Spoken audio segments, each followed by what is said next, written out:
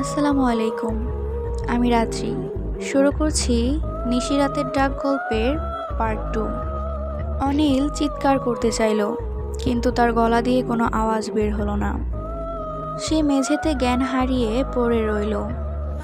সকালে অনিলের জ্ঞান ফিরলে সে তার বন্ধুদের কাছে পুরো ঘটনাটি খুলে বলল। রাজীব ব্যাপারটি শুনে হাসল।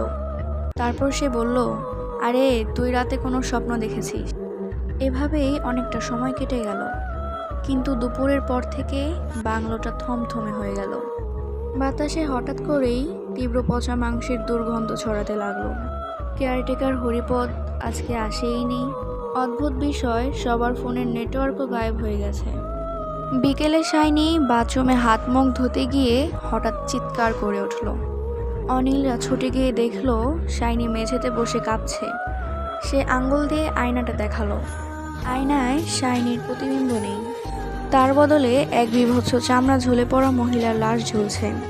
তারা বুঝতে পারল তারা কোনো এক ভয়ানক ফাঁদে আটকে গেছে। তারা তখনই বাংলো ছেড়ে চলে যাওয়ার সিদ্ধান্ত নিল।